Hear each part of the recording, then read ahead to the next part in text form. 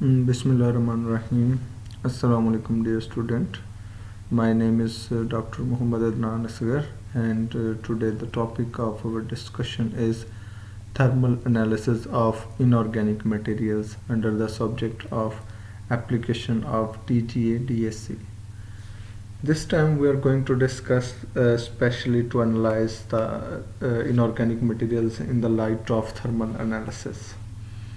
Thermogravimetry studies the change, that is change, gain or loss of a sample mass as a function of temperature or sometime time. The measurements of these changes are made using a thermobalance in which the tests are accomplished according to the programmed heating rate in a suitable enclosed system with a controlled atmosphere.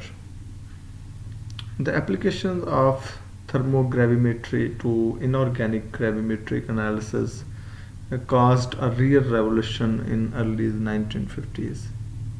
Today, thermogravimetry resolves many analytical problems in inorganic chemistry, including ceramics, metallurgy, and pigment development.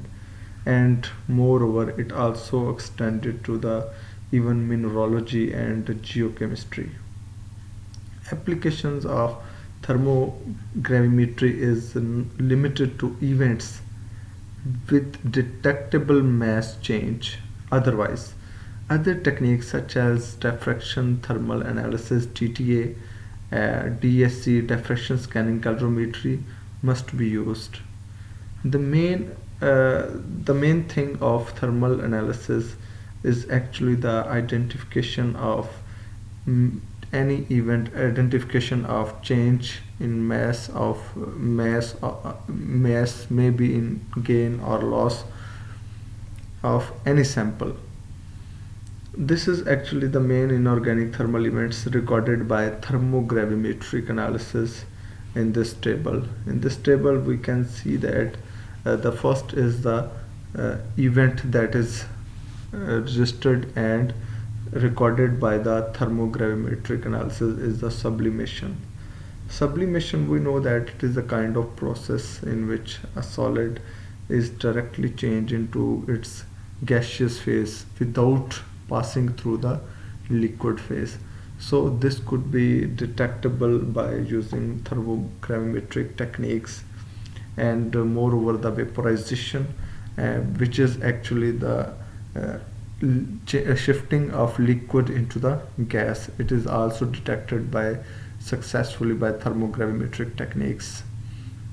Moreover, adsorption and absorption is actually a kind of process in which if we have a solid, for example A is a solid and B is any gas, and if it absorbs or adsorbs on the surface of that particular solid, then this is also can be judged and characterized by using thermogravimetric analysis.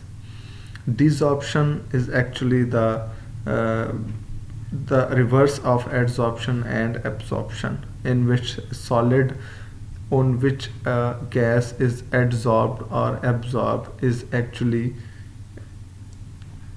evacuated in the through the process of heating, or sometime by the process of time, and sometime by the action of any catalytic activity.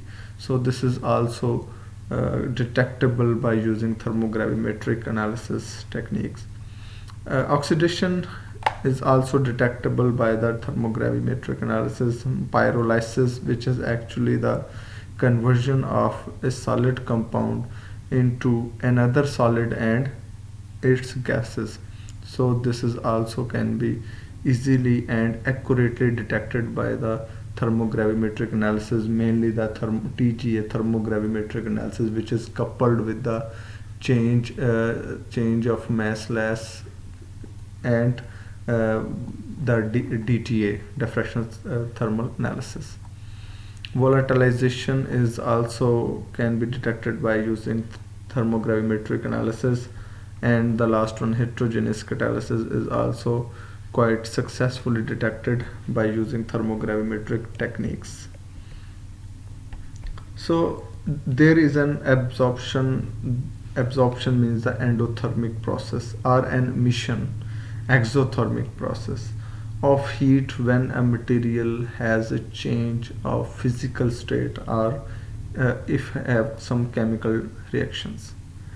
Diffraction thermal analysis DTA actually measures the difference of temperature between a sample and a reference versus temperature.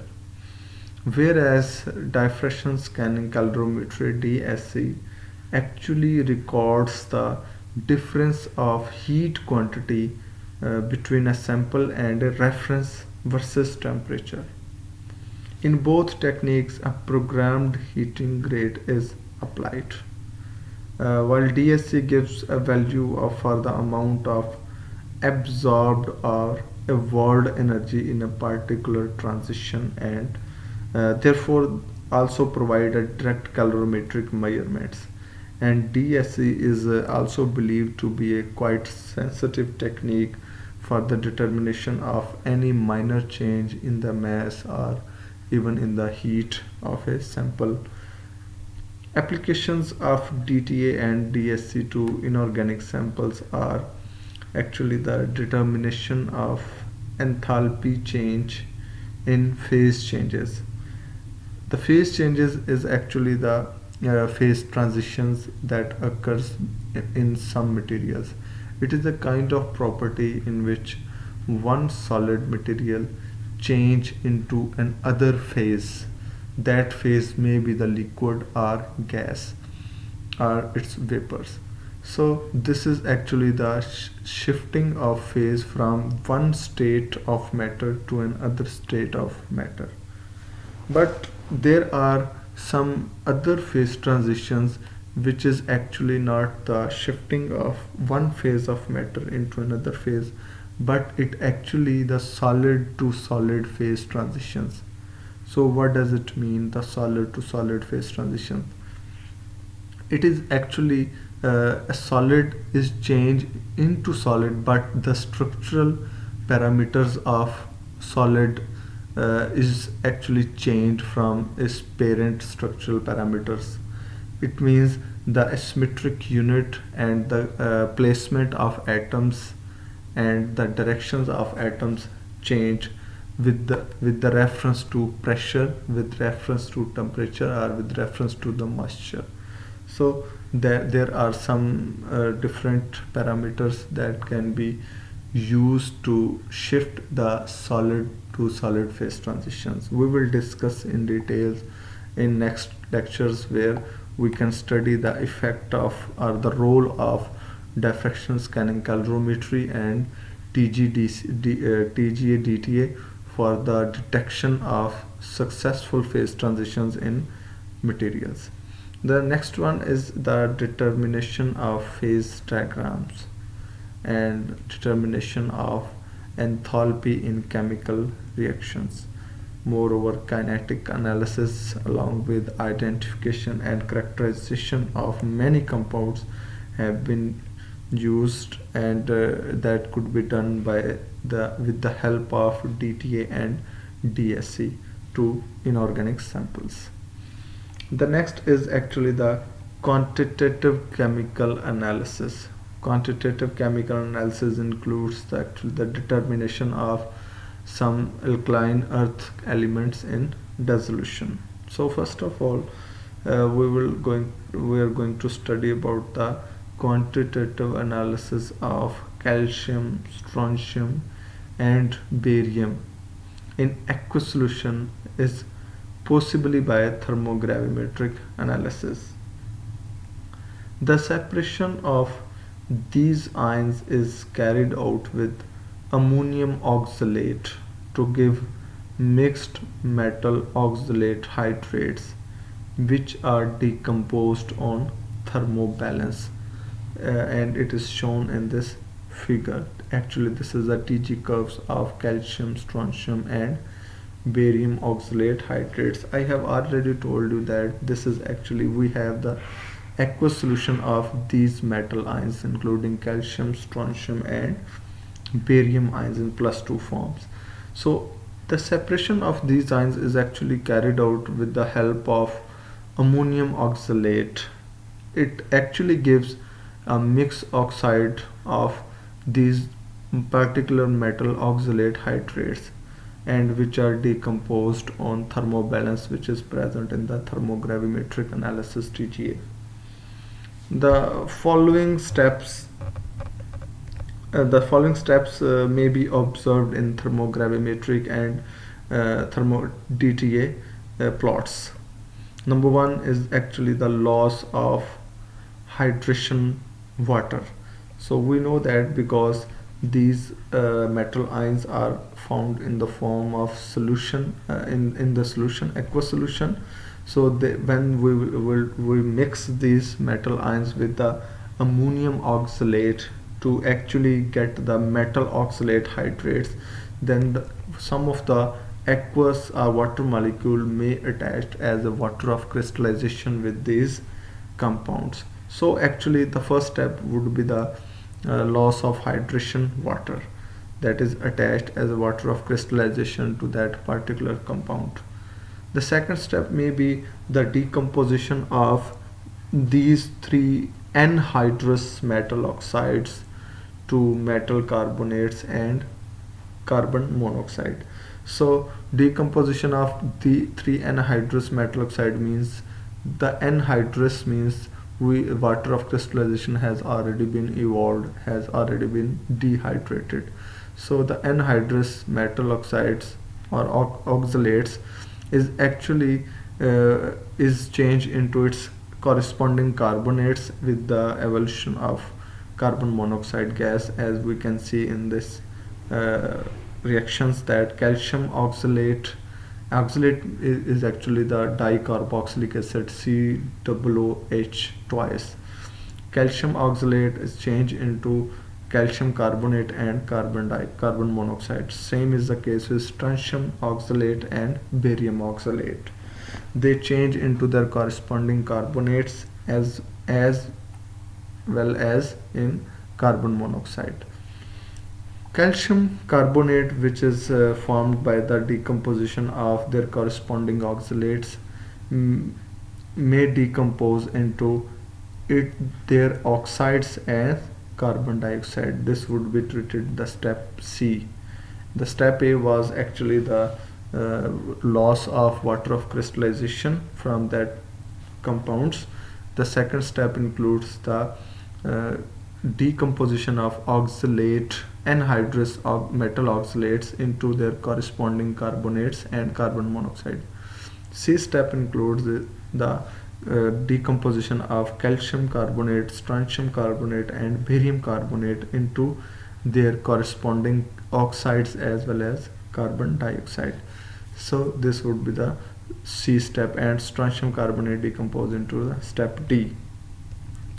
So this is all about this. The amount of calcium and strontium and barium can be calculated according to the following equations. Here we can see that this is for the calcium. We need to know the atomic mass of calcium divided by molecular mass of carbon dioxide, and we all people know about this. And then we have to multiply the mass loss C. So here is the mass loss C step. You can see this is the first. A step is actually, if you remember, that this is actually the loss of hydration water that occurs in step A, while in step B this is actually the decomposition of metal oxalates into their metal carbonates and carbon monoxide, while the C step is actually the decomposition of their carbonates, metal carbonates, into their corresponding oxide, as well as the removal of carbon dioxide takes place at step C, while the D was the case with strontium carbonate. C was the step for the calcium carbonate, while the D was the for the strontium. And the next is D. After D there is a E step, which is used for the barium carbonate because they have high melting points. So we can calculate the amounts of calcium and strontium and barium can be calculated according to the following equations. So this is same for all. So the next is the calcium and magnesium analysis in dolomite. Dolomite is actually a double carbonate of magnesium and calcium containing 30.41% of calcium oxide and 21.86% of magnesium oxide and 4.73% of carbon dioxide. As an ore, dolomite it facilitates the process of obtaining magnesium. So we can obtain the magnesium metal from the dolomite ore. It is also used as a building and ornamentation material, and also in the manufacturing of certain elements. As a raw material, it is also employed to obtain magnesia. Magnesia is magnesium hydroxide, MgOH twice, itself used in iron and steel refractory coatings and as a flux material in metallurgical industry. This figure actually shows the thermogravimetric plot for the dolomite. There is a loss of water up to almost 200 degrees Celsius, and magnesium carbonate decomposition appears at about 470 degrees Celsius. So the change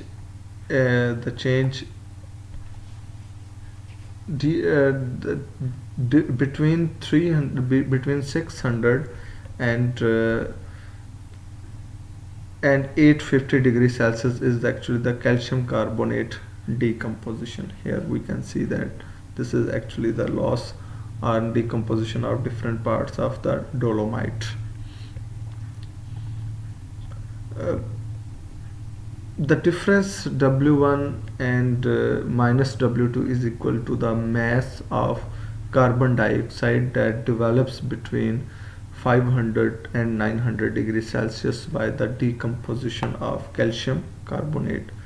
The amount of calcium oxide is given by using this formula, which is actually the W weight of calcium oxide is equal to minus weight 1 minus weight 2, 56 over 44, and weight 1 minus weight 2 into 1.272, where 56 is actually the calcium oxide molecular weight and 44 is actually the carbon dioxide molecular weight, and the difference is the carbon dioxide mass evolved between 500 and 900 degree Celsius.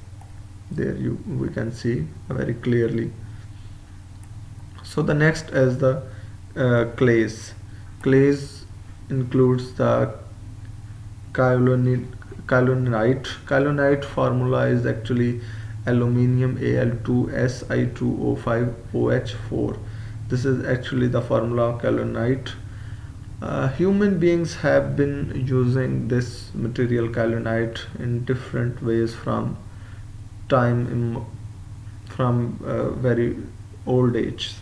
In the 15th century, porcelain made up of ceramics with the high contents of kaolin acquired great fame among the nobility. Nowadays, the main consumer of kaolin is in the paper industry, which uses more than 50% of the production as a filler and to give a superficial finish to the paper. Also, the manufacturing of ceramic materials, which includes the porcelain, stoneware, crockery, and sanitary pottery, and sometimes electro ceramics and refractory, are important. So it is also used in the manufacturing of these materials which are very important in the common household livings. Kaolinite is found as a secondary mineral formed by the withering or hydrothermal alteration of aluminum silicates, particularly feldspars. It occurs naturally in almost every country of the world. Actually, this figure shows the thermogravimetric curves of kaolinite.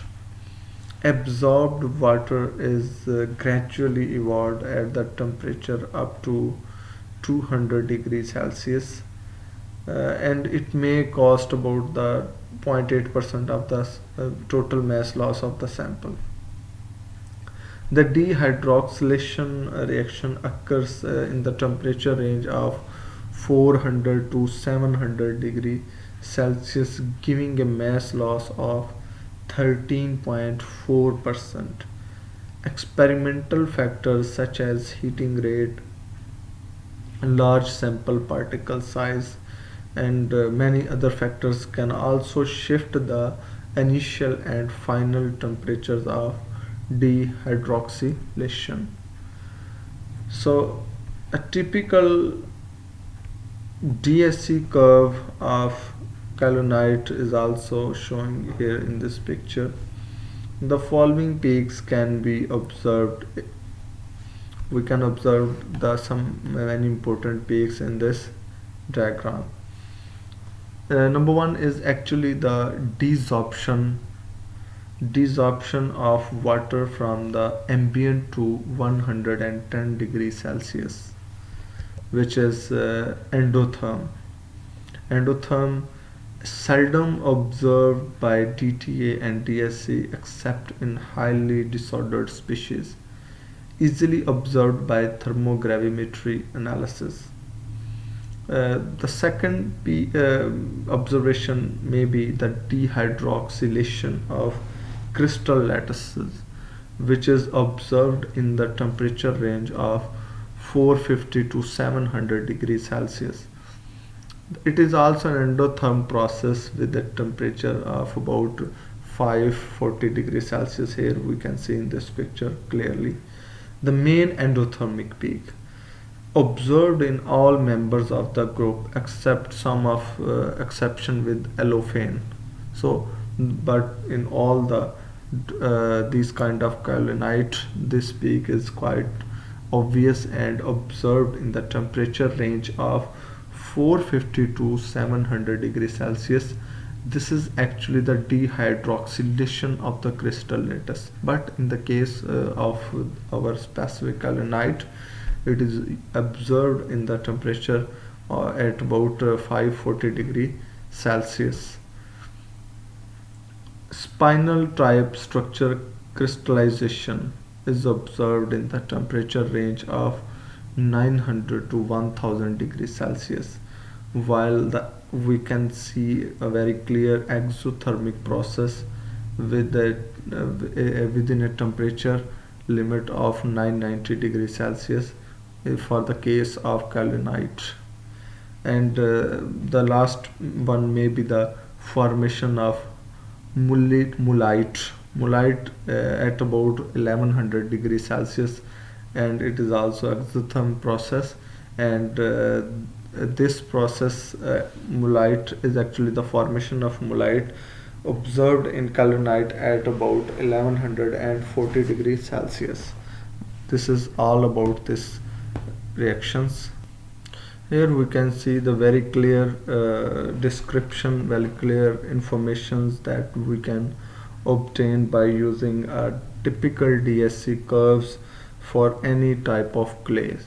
For usually there would be generally, if I would like to talk about the general phenomena that may be occur during the DSC analysis.